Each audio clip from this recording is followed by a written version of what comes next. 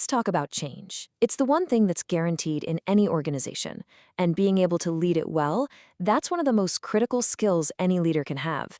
But let's be real for a second. It's almost always messy, and it's almost always difficult. So in this explainer, we're going to break it all down. The models, the epic failures, and the strategies you actually need to turn all that theory into action. All right, let's get into it.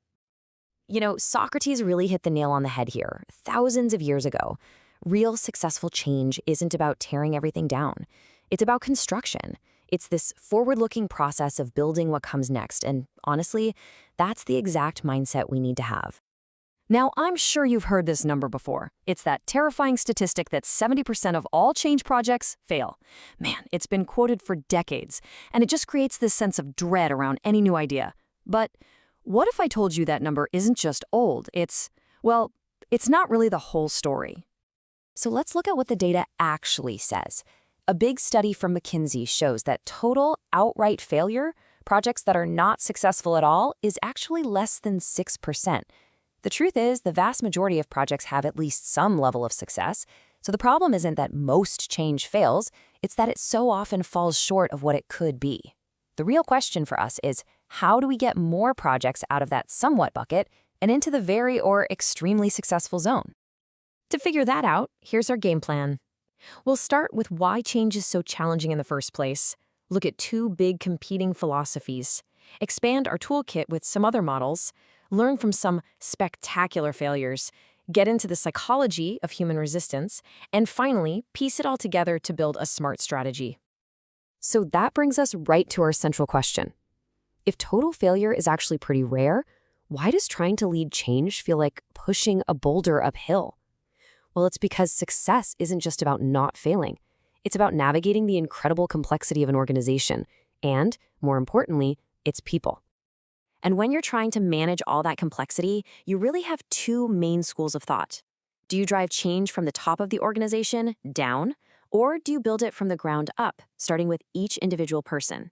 Let's take a look at the two most famous models that really represent these two different ways of thinking. First up, we've got the classic John Kotter's 8-step model. This is the textbook top-down approach. It's all about leadership setting the vision, creating a sense of urgency, and then guiding the whole organization through a really structured, strategic process. And here they are, those 8 steps. It's a really clear step-by-step path that starts with lighting a fire under people and building a powerful team, and it goes all the way through to making that change a permanent part of the company's culture. The big idea here is structure and strategy, all driven by leadership. Its main pro? It gives everyone a clear roadmap. The potential con? If you're not careful, its step-by-step nature can feel a bit rigid in the real world. Okay, now let's flip the script completely and look at the ADKAR model. This is the perfect example of the bottom-up approach. Its core belief is simple, but honestly, it's a game changer. Organizations don't change, people do. So if you want to change the organization, you have to manage that change one person at a time. So ADKAR is actually an acronym for the 5 things each individual has to go through. They need awareness of why the change is happening, the personal desire to be part of it, the knowledge of how to do it, the actual ability to put it into practice, and finally, reinforcement to make sure the new way sticks. The huge advantage here is that it's laser-focused on the human side of things. The potential downside? If you don't have a big picture plan, it can be tough to scale this individual focus across a huge company.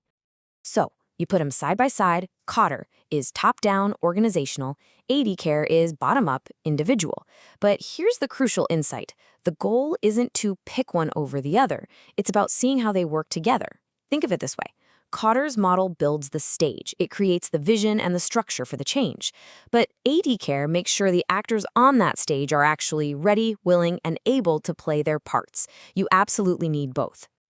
Now, Kotter and ADKAR are definitely the heavyweights, but they're not the only tools in the box. A really great leader has a whole toolkit full of specialized models for different kinds of problems. So let's peek into the rest of the toolbox and see what else we've got.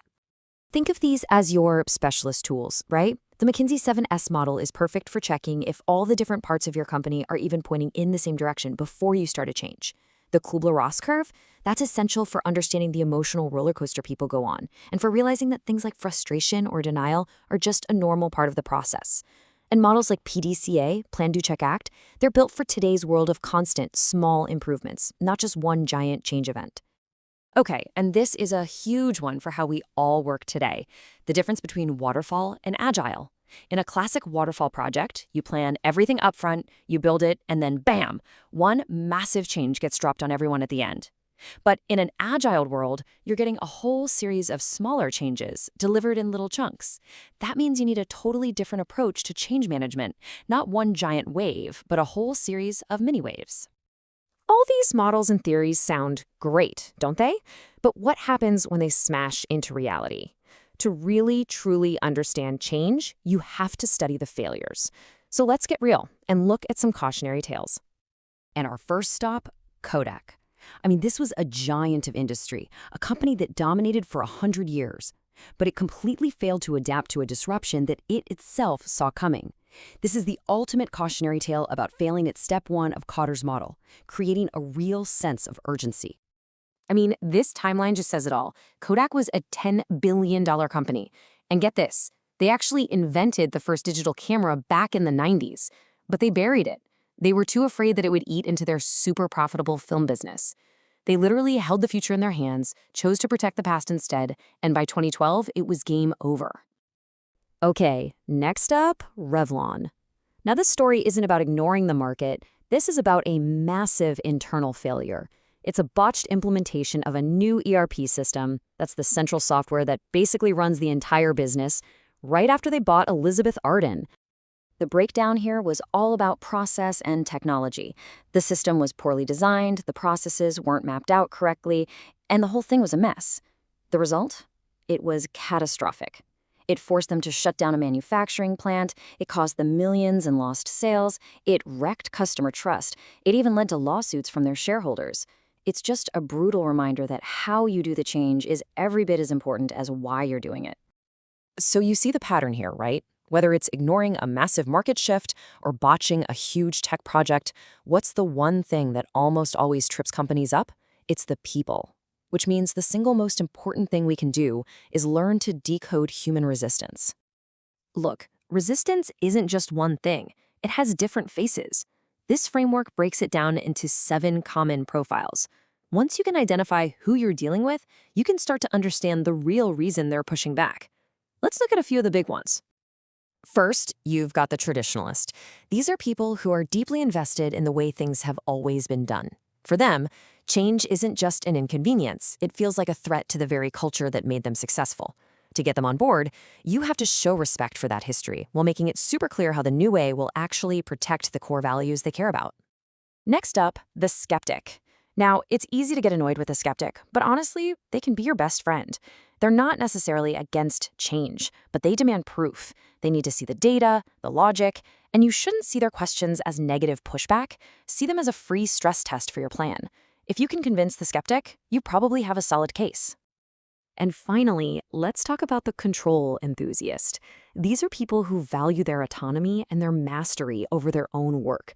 They resist any change that they think will reduce their control. For them, it really is about a perceived loss of power. The only way to win them over is to give them a piece of the change to own. Involve them, give them responsibility, and you'll restore that sense of agency they need.